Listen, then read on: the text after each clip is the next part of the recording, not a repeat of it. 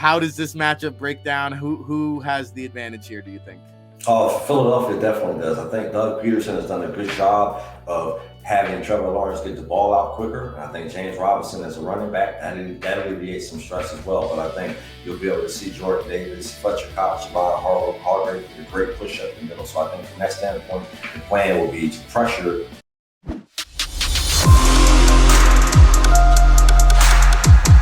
From Ashlyn Sullivan from Jaguars.com. Getting our finger on the pulse when it comes to your Jacksonville Jaguars. And we have our regular Wednesday guest who's got the Glenn Erby from Eagles USA Today joining us here on the Football Playbook. Glenn, how are you today, brother? Bless, Rick. Good morning. How you feeling? I'm doing good, man. I'm feeling excited for this Jaguars-Eagles game. I don't think anybody at the start of the season thought this was going to be a big-time affair.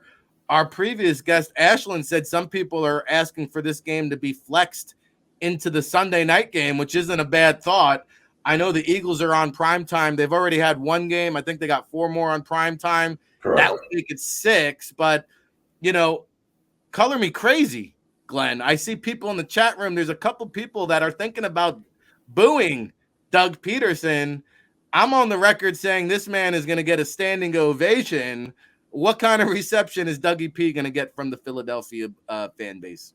I agree with you. I mean, I think you'll have a jerk or two who may try to boo or cause a scene, but the man won a Super Bowl. He went to the playoffs every year, except, his last year there. So, I mean, I think it's a standing ovation. Much respect for the one guy, who brought the Lombardi Trophy to Philadelphia. Yeah, I agree with you. It'd be hard pressed to boo somebody like that. Now, the Boo Birds were out this past week in D.C. They took over the FedEx Field from the gate, from the early on, from the player introductions. They showered our friend Carson Wentz with boos before, during halftime. They booed him off the field. After the game, Jalen Hurts said it felt like a home crowd. That's just another advantage these Eagles have on the road. The fans travel well. For sure. I mean, they take over stadiums, whether it be East Coast, West Coast Eagles, or one of the two fan bases that literally will take over your home stadium. So I think, that was an awesome thing to see.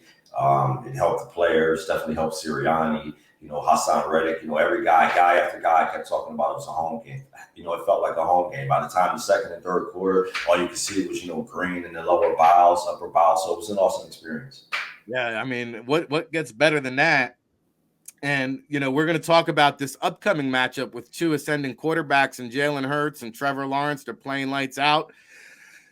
On the opposite end of the spectrum is Carson Wentz, who's on his 3rd team in 3 years. And I believe that the Commanders are going to come to realization what the Eagles and the Colts discovered. I think Carson Wentz starting quarterback days in the NFL are numbered here. And they did draft Sam Howell there in the 3rd round, at one time considered a potential 1st-round pick. He's drawn some kind of Baker Mayfield comparisons a little bit. The Commanders are back in Philly week 10. Do you believe Carson Wentz will or won't be the starting quarterback when they see him again?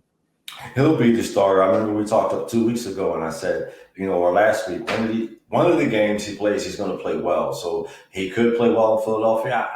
I think it's just a situation where he has the tools. You see moments where he makes big throws, and then you see moments where he simply won't take the check down or the layup, as you hear some people say. So it's a frustrating thing. It's a frustrating thing to watch.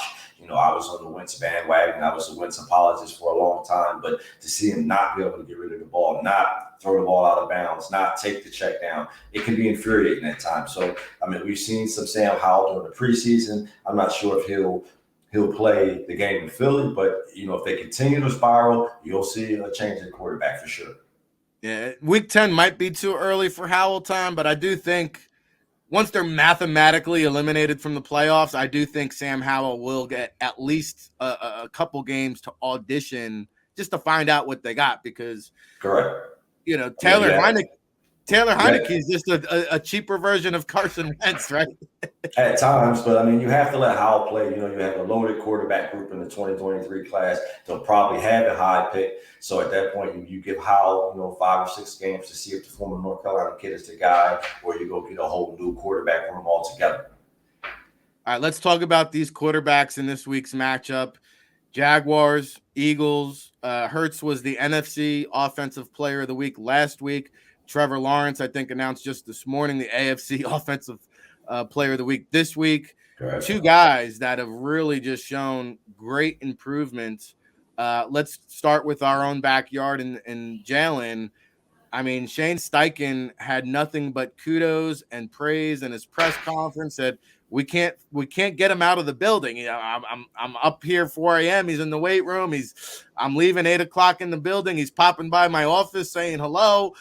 He said all he thinks about is football. And you know, I stated in the opening of the show, there's still some of our media brethren who don't want to believe that Jalen is the guy, so they had to follow up and say, well, what about his actual mechanics and his in-game throwing? What do you see from there? And it's a quicker release. It's processing faster. It's getting the game reps and experience. And here we are. I mean, what week, Glenn, are we going to stop with the debate as to whether Jalen is or isn't a franchise quarterback, or is it just never going to go away until he gets that big money contract? I think from a local media standpoint, it'll probably never go away. You know, quarterback controversy sell, quarterback indecision sell. So from that standpoint, it'll be a constant conversation. I think, you know, when the Eagles clinch the division, postseason, certain things like that, probably the contract. When he gets the contract at that point, it'll stop, and then you'll have some discussion whether or not he should have gotten the contract, whether it was a good thing, whether it will tie the Eagles' hands. So I think in Philadelphia, conversation about the quarterback to back up sells, and that's just what we do. No doubt about it. Glenn Erby from the Eagles Newswire here on the Football Playbook. So, you know, when it comes to money situations, I understand the Eagles are projected to be about $35 million under the cap. They've got about 11 starters and 3 or 4 key role players that they're going to have to re-sign, Miles Sanders being one of them. And we've seen, you know, guy right in division, you know, you take a running back high or you pay them big money, whether it's Ezekiel Elliott, Saquon Barkley, you might get some good play, but you pay for it when it comes to the salary cap. It's a 2-part question. How do you like the running back by committee that they're implementing? And can you justify giving Miles Sanders a Chase Edmonds-like contract, $6 to $8 million per season, if he continues to play just 50% of the snaps? I mean, we talked about that before. The 50%, I think, is to ensure that you have him later in the season. So if that's the case, I'm fine with that. I think, you know, as we discussed, 6 or 7 million is the going rate. He's a talented running back. I feel like if you put him on another roster and he got featured and got his 20 carries a game, he'd probably be a 1,200-yard back. So I feel like if he could stay healthy, do the things he needs to do with the reduced snaps, I see no problem with giving him the deal. Now, if you want a running back and you feel like you want a running back that can do it all, with 2 picks this year, you let Miles walk, you let Boston Scott walk, and you set yourself up to be able to get B. John Robinson from Texas. And then you go from there. So I think there are options at the running back position. I think with the league's top offensive line, you always have options. So I think that's the key. As long as the offensive line is healthy, as long as they're blocking, you can always do it by the committee approach. And you can definitely do the committee approach because Hurts makes things easier for all 3 running backs behind him. I'm going to put you on the spot here, Glenn, because I saw something. I saw something this morning. Some players who might be on the trade block. And you know, one of the things, if I have any frustrations with this Eagles team, there's not many of them, but every now and then they'll get this short yardage situation and they put Boston Scott back there to pick up the tough yard. Now I get it. He's a tough runner. Correct. Don't get me wrong, but not ideal, right? He's not, you know, Howard or one of these bigger backs. Rashard Penny is a guy that could potentially be had. The Seahawks just used a high round pick on Kenneth Walker III. Seattle's going nowhere fast. It's only a matter of time until they're out of contention. We've seen the Eagles make a move like Ajayi, I think, was in season, get that bigger back. They don't currently have one. Is that something you consider or entertain if you can pry a Rashard Penny from Seattle? I think for a late round pick, you entertain it, but I think in terms of a mid, second, third, fourth round pick, no. I think you have Trey Sermon on the roster. I think he's still learning, Shane Steichen's offense. That's the reason why he hasn't played. But I think at some point you'll see him play because Boston Scott has actually seen his snaps dwindle. So I think, you know, you have Sanders getting the bulk of the reps. You'll have Gainwell being a dual threat. And I think at some point, once Sermon picks up the Eagles offense and he knows what he's doing from a blitz protection standpoint, you'll see him get more snaps. You may see a situation where Boston Scott now becomes inactive and Sermon becomes the big back. But I could also see with the late round pick and things like that, picking up Penny as well. Okay. Yeah, I thought that was an interesting name that might be available. And I agree. If you can get him for a day 3 pick, why not? Create some depth. If there's one criticism on the offense, I guess it's having a bigger running back. And then, tight end depth, you could still, Calcaterra, we finally saw last week, looks like he's up to speed now. We saw Jack Stoll even make a catch or two. I think they're okay for the time being now at the tight end position, right? For sure. I think Calcaterra is pretty good. Stoll's a good inline blocker. He can catch as well. And don't forget, I think in the next 4 or 5 weeks, depending on how his knee heals, Tyree Jackson will return as well. So you have a very athletic tight end there as well. So from a tight end standpoint, they're fine. I don't see them making any moves. Yeah, Tyree Jackson is kind of like a forgotten man. What is the timeline for his return? Do we know? I know it was an ACL, so I know he's put on the PUP list, so that means he was going to miss the first 6 weeks. I think depending on how things go, you'll see a week 8. The buys around week 7, so I think we'll start to look at that point. But around week 8 or 9, you possibly could see him come back, and then you'll have a situation where you have 4 tight ends, and who knows who plays. But I mean, tight end is a strength, and when Jackson gets back, it'll definitely be a strength. Fair enough. All right, I'm going to pick your brain on the defensive matchup in a second here, but some interesting comments with Devonta Smith, who we saw back there return a punt in the first half. Covey, they're calling him the crash test dummy. He had one muff. He had some really violent collisions. I think they've exhausted the amount of times they can call up Covey now from game day. Correct. Has a decision been made on him? What do you anticipate there? You mentioned Trey Sermon is still on the 53-man roster. If they elevate Covey, I guess they got to drop somebody down or cut somebody. Have you heard anything in terms of what they're going to do there?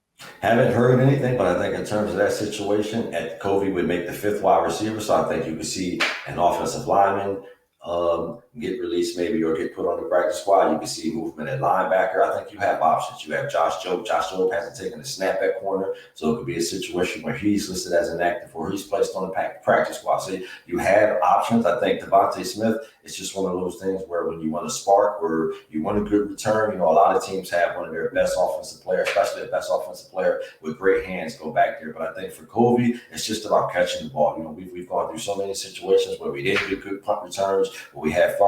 So I think they like him from the standpoint that it sort of the fumble, he catches everything around him. So I think you'll see a situation where he's signed to the roster and they'll continue to make moves that way.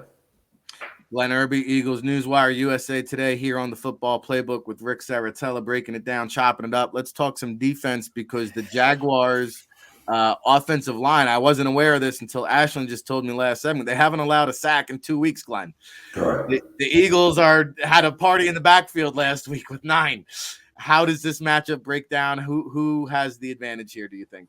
Oh, Philadelphia definitely does. I think Doug Pederson has done a good job of having Trevor Lawrence get the ball out quicker. And I think James Robinson as a running back, that alleviates some stress as well. But I think you'll be able to see Jordan Davis, Fletcher Cox, Javon Hargrave get a great push up the middle. So I think from that standpoint, the plan will be to pressure Trevor Lawrence up the middle, have him roll left or right. And at that point, you have Hassan Reddick, Josh Sweat, Brandon Graham, and the defensive guys cleaning things up. So I think from that standpoint, the Eagles' defensive line definitely has the advantage.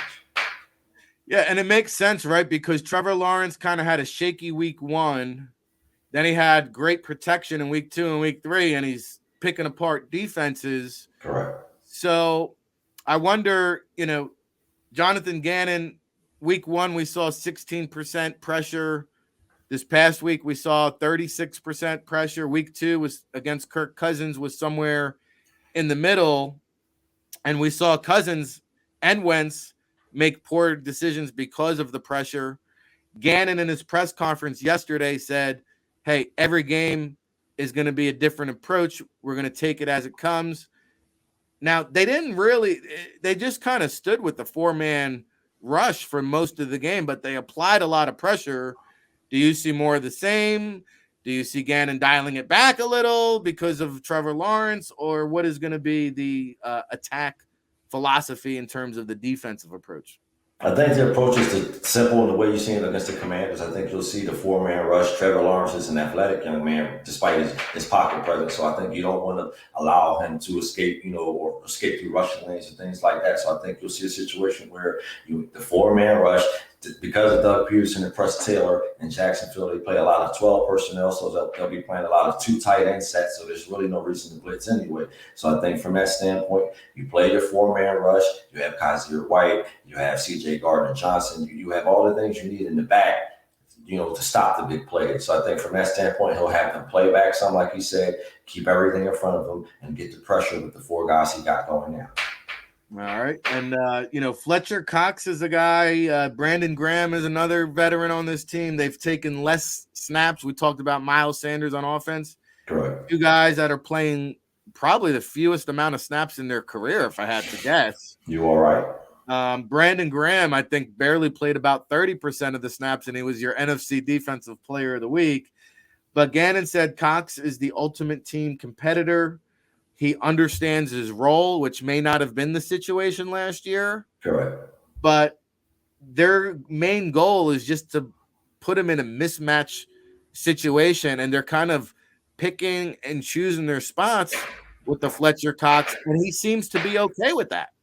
I think it works. I think you have a situation where in the NFL, offensive lines don't rotate. So if you have a situation where, and that's what Gannon has, he has the 3 pass rushers, the 4 or 5 defensive tackles, they all get about 20, 25 snaps a game. So if you can literally run an offensive line out of the game, why not have that as your scheme? So you play Cox 25 snaps a game, you play Brandon Graham 25 snaps a game, Jordan Davis gets 25. But Gannon's been doing a good job of making sure, okay, well, this is a running down, you put the proper personnel in for running downs. This is a obvious passing down, you put the proper personnel, and it's been working. So that's a sign of great efficiency. I mean, if you can, Brandon Graham played 25 snaps, I think, and had 5 tackles for loss, 2.5 sacks, 6 tackles. That's just correct. Yeah, that's pretty good. No, I like what they're doing, and it's the luxury of having the depth, especially inside the trenches on that defensive front. I think it all starts up front, but Gannon did make an interesting point. He said when you have that back end coverage, the way Maddox and Bradbury and Slay are playing, he said it allows you to kind of call a different game, especially when you have a lead. You can do a lot of different things, he said. And, I think we're kind of seeing some versatility from the defense. But have you noticed a different approach from in-game adjustments from Gannon? Because I think that was a criticism from last year, and something I kind of heard on the JAKIB Sports Network brought up again is how will Gannon adapt in-game? Is that something that you've been noticing? Is it improved? Is it something that we're still kind of gauging? What is your thought process there? I think it's improved. I think you have to take into the fact that the offense has improved. So when you're sitting there up 24 points on the team, obviously you're going to pass. So it makes it easier to call defensive schemes. It makes it easier to call defensive plays. You have Slay, Avonte Maddox, James Bradbury, Epps, Gardner-Johnson on the back end. So quarterbacks are going to hold the ball more. There's no obvious holes in the secondary. Kaiser White is active at linebacker. There's no obvious holes at linebacker anymore.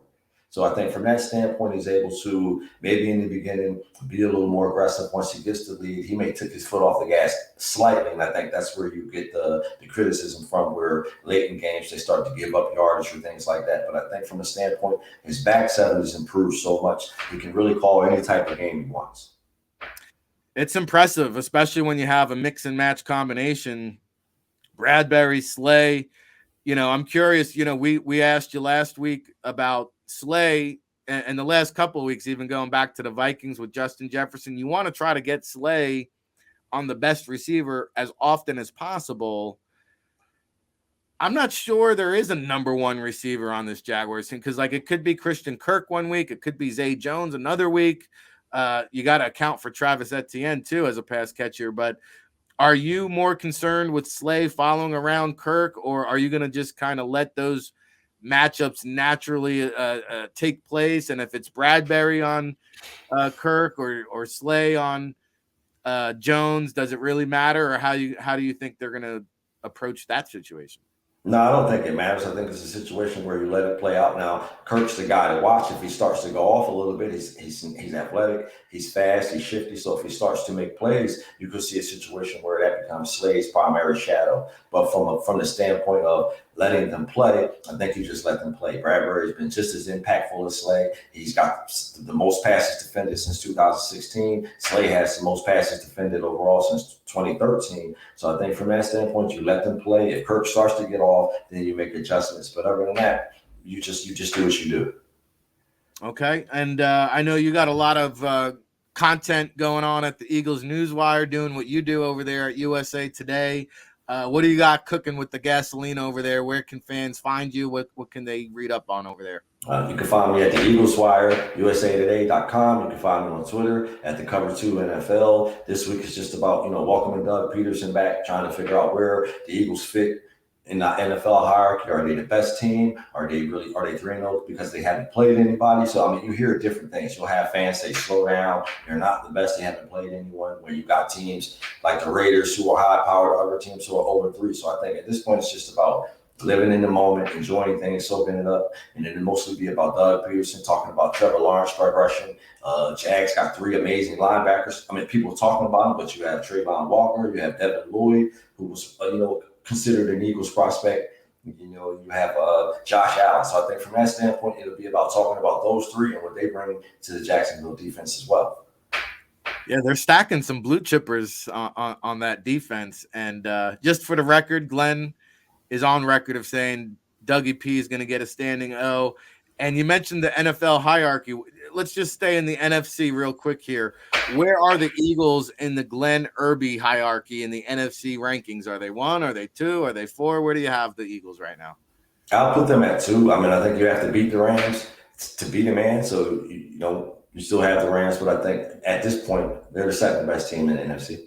Okay, fair enough. And then before we let you go, we probably won't talk to you again until next week. So give us that Jaguars-Eagles prediction. Was tempted to pick the Jaguars in an upset on the road. I don't, you don't win every game, but I think the Eagles are rolling. Hurts is rolling. Doug Pederson's coming back. The message is being sent over the last 2 weeks. Eagles 28-21 in a close one. All right, there you have it. Always appreciate the time, Glenn. Appreciate you, Rick. Thank you, man. Yeah, absolutely.